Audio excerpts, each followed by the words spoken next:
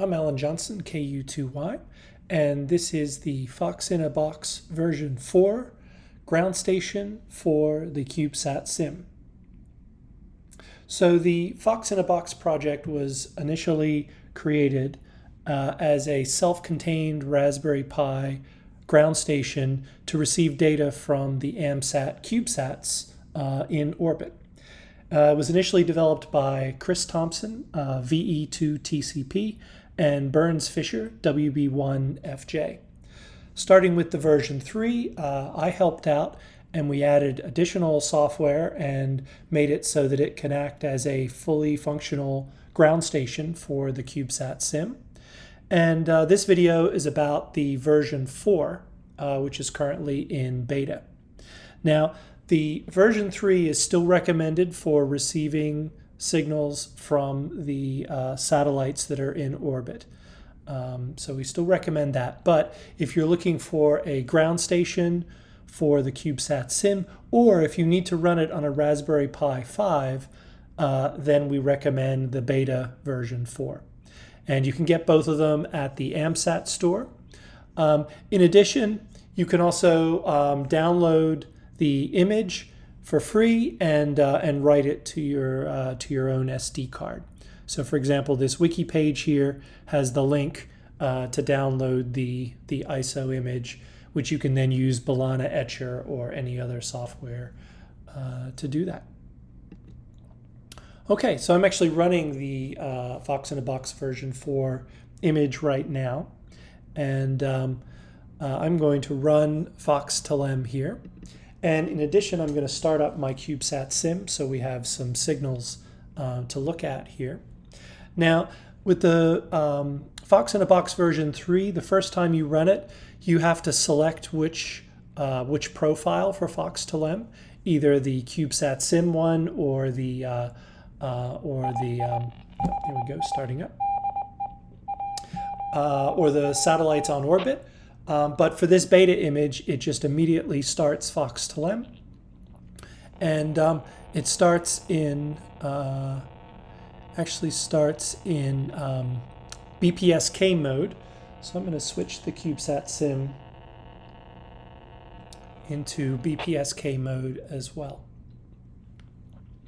So as I mentioned, the Fox in a Box version 4 runs on a Raspberry Pi 5. It also runs on a Raspberry Pi 4, and it will kind of run on a 3B or even a Pi 0 too.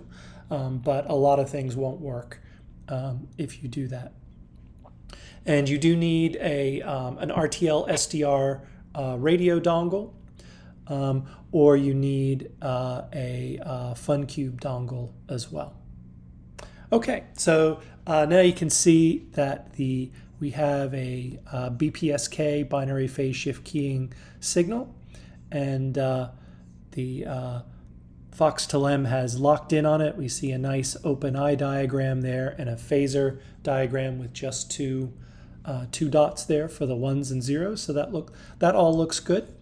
And you notice that it has the two different modes of the CubeSat Sim that work with FoxTelem, the BPSK mode and the FSK mode. So those are both pre-installed.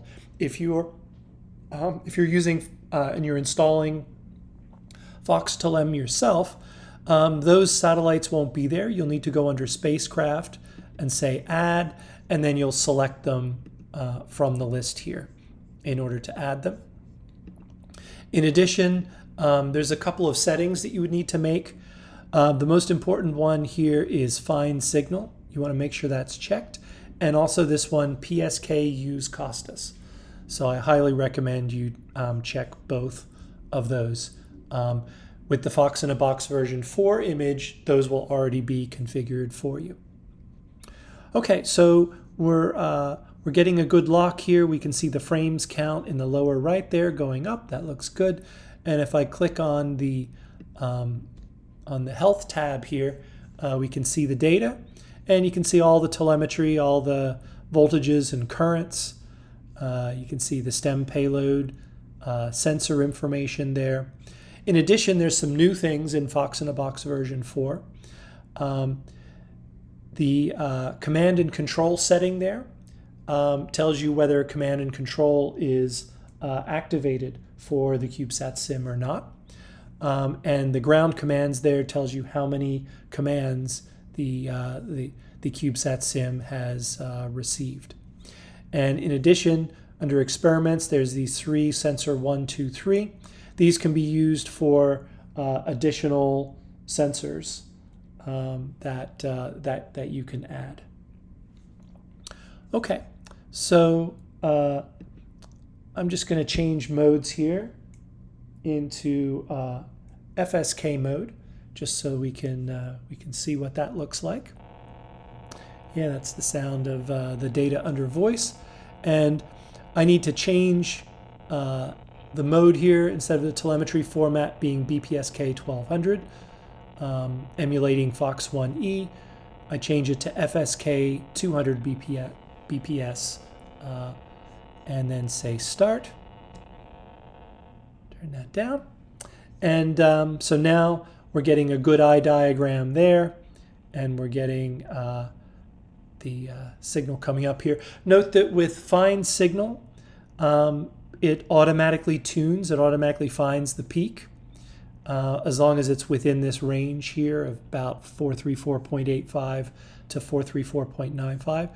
And you can manually tune it by clicking, and notice that if I click it somewhere else here, it will fairly quickly go back to the peak here. So if I click here, see it sits there for a minute, and then it jumps back again. Okay, so now if we take a look at the FSK, we see a similar set of data here. And while I did that, I actually turned on command and control. So you notice that it says command and control, DTMF APRS as the mode there. Okay, so that is Fox Telem. Great for getting telemetry data from your CubeSat Sim. Let's also take a look at APRS, and I'm going to change the mode of my CubeSat Sim to APRS. And first, we're going to do it here in Direwolf. So we should hear the packet. And I'm just going to mute that so you don't get it twice there. And there it is. You see the packet is decoding. See, it says high, high, and then it's got the battery voltage and current there. So that is working. In addition, we can also decode APRS in the WebSDR. So let's switch over to that. The WebSDR, it's an open source application called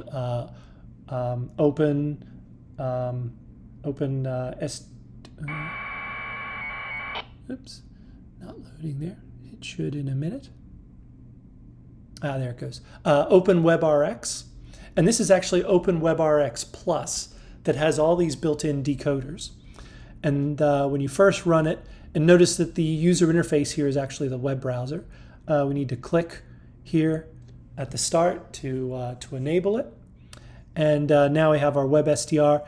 And if we click on this yellow bookmark here, it will automatically tune to the right frequency. So it's tuned to 434.9 megahertz.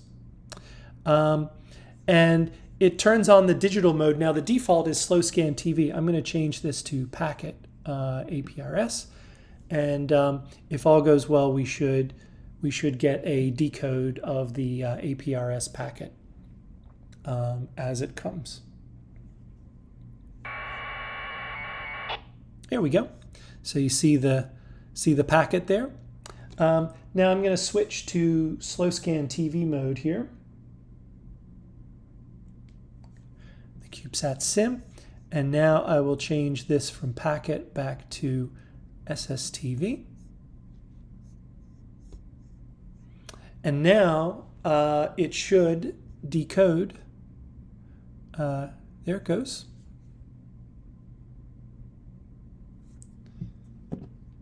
Why we don't hear it here? Oh, because the frequency's off by a tiny bit. There it goes. There we go. Not a very good decode. But you can clearly hear the slow scan TV, and you can see the image getting decoded there. Maybe I'm just off, frequencies off a little bit here. Maybe that will fix it. There we go, that's better. Interesting, that turned the black background into white background. So the one thing about the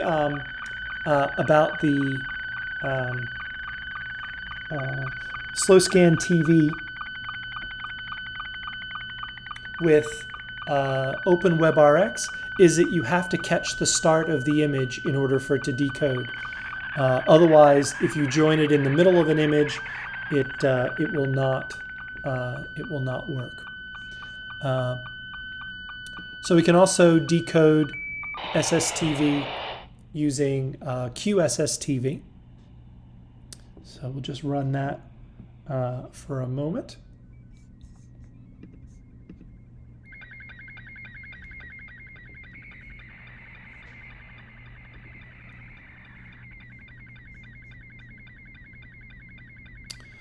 Here we go, and we took a camera image out the window, and that's being displayed. It's a cloudy day here in Philadelphia, so that is the image.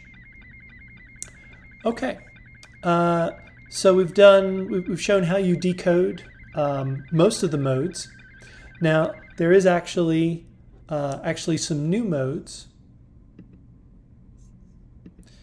Quit SSTV here.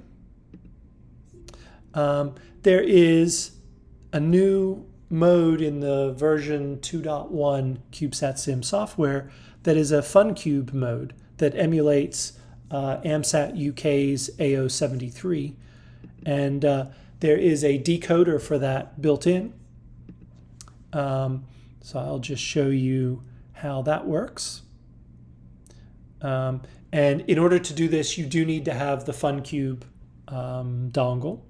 So if I was transmitting in FunCube mode here, I would get an image here, and I would get telemetry data, the solar panel voltage and currents, and battery voltages and currents and things there.